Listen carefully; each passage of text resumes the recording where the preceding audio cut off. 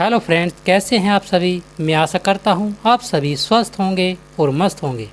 स्वागत है आपका फिर से हमारी एक और नई क्लास में, जो हमारी डेली यूज इंग्लिश सेंटेंसेस की सीरीज है और उसमें आज का डे हमारा 25 है। साथियों, हम अपने डेली लाइफ में कोई ना कोई सेंटेंस ज़रूर बोलते हैं, तो उन सेंटेंस में हमारे कौन कौन से वाक्य हो सकते हैं, उन्हीं के बारे में हमने आज की क्लास को बनाया है। और साथियों, देर न करते हुए चलते हैं अपनी फर्स्ट स्लाइड पर, जिस पर हमने आज की क्लास का अपना पहला वाक्य लिया है। क्या आपके पास मोबाइल है। मान लिया हम कहीं पर जा रहे हैं और हमारे पास मोबाइल नहीं है और हमें घर पर एक कॉल करने की आवश्यकता पड़ जाती है, तो हम किसी व्यक्ति से यह प्रश्न पूछ सकते हैं कि क्या आपके पास मोबाइल है। और यदि हम इसे अंग्रेजी में कहेंगे तो कैसे कहेंगे। हम कहेंगे have you got a mobile. Have you got a mobile. क्या आपके पास मोबाइल है। यदि उस व्यक्ति के पास मोबाइल होगा तो वह कहेगा यस, हाँ, I have got a mobile. Yes, I have got a mobile. हाँ, मेरे पास मोबाइल है। तो फिर आप उस व्यक्ति से कह सकते हैं कि क्या मैं आपका मोबाइल यूज कर सकता हूँ। और आप इसे अंग्रेजी में कहेंगे may I use your mobile. May I use your mobile. क्या मैं आपका फ़ोन यूज़ कर सकता हूँ, अर्थात कॉल कर सकता हूँ। यदि वह व्यक्ति आपको कह देता है कि आप यूज कर सकते हैं तो वह कहेगा yes you can use. Yes you can use. हाँ, आप यूज कर सकते हैं। नेक्स्ट हमने वाक्य लिया है यह सच्चाई है।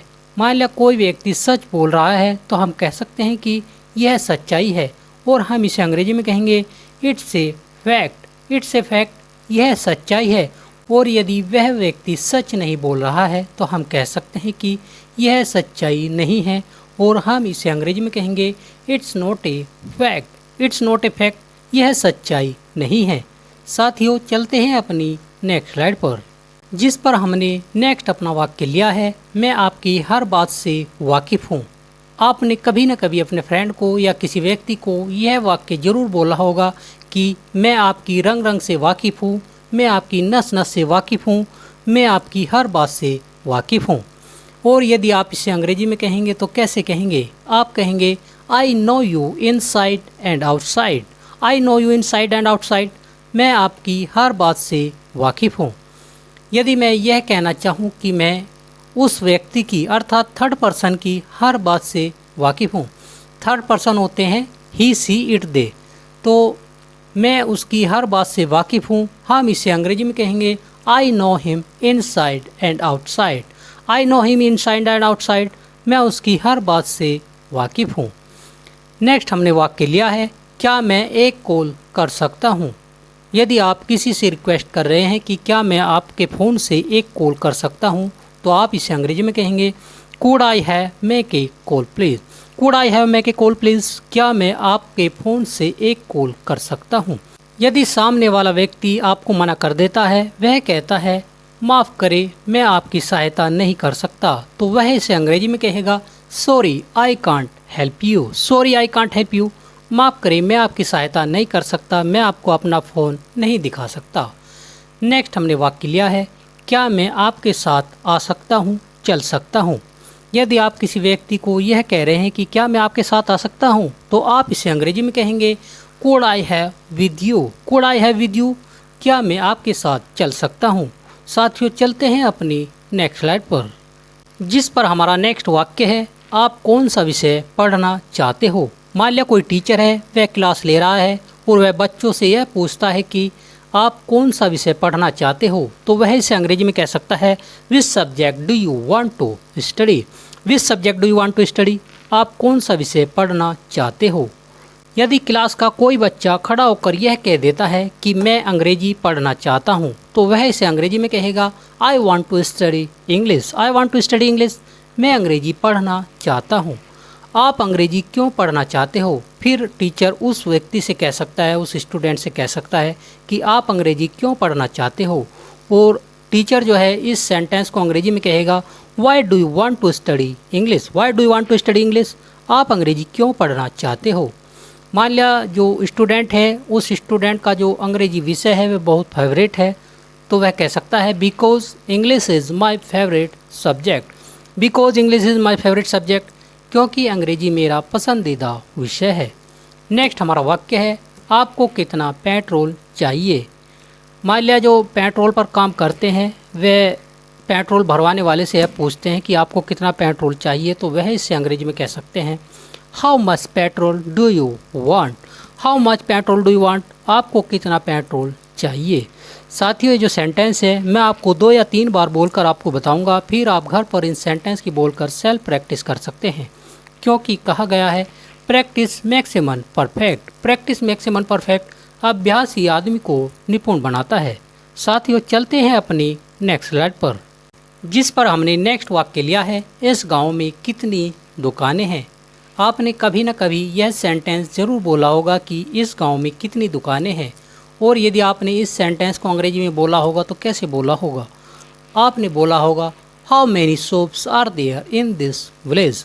How many shops are there in this village, इस गांव में कितनी दुकानें हैं। साथियों, जहां पर सब्जेक्ट का पता नहीं होता तो वहां पर हम सब्जेक्ट के तौर पर देयर का यूज़ करते हैं। How many shops are there in this village, इस गांव में कितनी दुकानें हैं।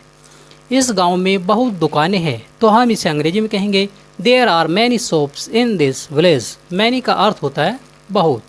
There are many shops in this village, इस गांव में बहुत दुकानें हैं।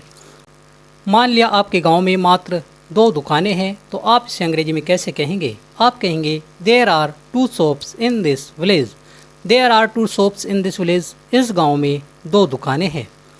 नेक्स्ट हमारा वाक्य है क्या इस गांव में कोई पुलिस चौकी है। क्या इस गांव में कोई पुलिस चौकी है, हम इसे अंग्रेजी में कहेंगे is there any police chowki in this village. Is there any police chowki in this village, क्या इस गांव में कोई पुलिस चौकी है। इस गांव में कोई पुलिस चौकी नहीं है, हम इसे अंग्रेजी में कहेंगे there is no any police chowki in this village. There is no any police chowki in this village, इस गांव में कोई पुलिस चौकी नहीं है। साथियों, यदि आपको हमारी आज की क्लास अच्छी लग रही हो तो आप हमें लाइक शेयर और कमेंट करके हमें ज़रूर बताइएगा। और जो साथी हमारी आज की क्लास में नए हैं वह साथी हमारे चैनल को सब्सक्राइब करना मत भूलिएगा, ताकि उनको हमारी आने वाली क्लास की नोटिफिकेशन समय समय पर मिलती रहे। चलते हैं अपनी नेक्स्ट स्लाइड पर, जिस पर हमने हु का यूज़ सेंटेंस में कैसे करते हैं इस बारे में बताया है।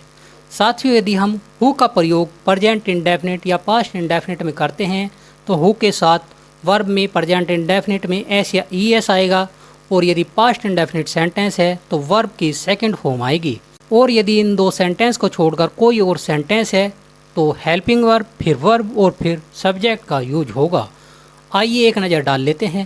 पहला हमारा वाक्य है आपको अंग्रेजी कौन पढ़ाता है। यह हमारा प्रेजेंट इंडेफिनिट सेंटेंस है और इसकी अंग्रेजी होगी who teaches you English.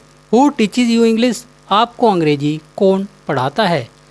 Next हमारा वाक्य है आपको यहाँ किसने बुलाया। यह हमारा पास्ट इंडेफिनिट सेंटेंस है।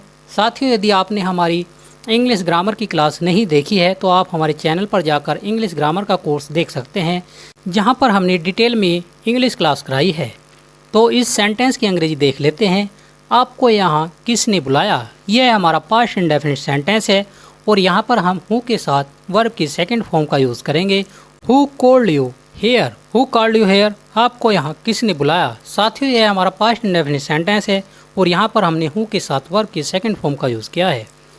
नेक्स्ट हमारा सेंटेंस है आपको यह किसने बताया। आपको यह किसने बताया, यह भी हमारा पास्ट इंडेफिनिट सेंटेंस है और यहाँ पर भी हम हु के साथ वर्ब की सेकंड फॉर्म का यूज़ करेंगे और हम इस सेंटेंस की अंग्रेजी बनाएंगे who told you this. Who told you this, आपको यह किसने बताया।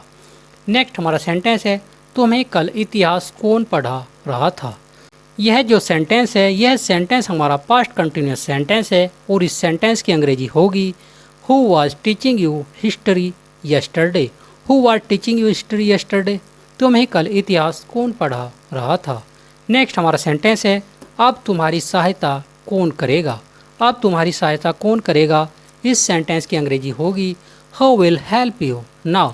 Who will help you now, अब तुम्हारी सहायता कौन करेगा। साथियों, मैं आशा करता हूँ हमारे द्वारा बताई गई आज की क्लास आपको अच्छी लगी होगी और यदि आपको अच्छी लगी हो तो आप हमें लाइक शेयर और कमेंट करके ज़रूर बताइएगा।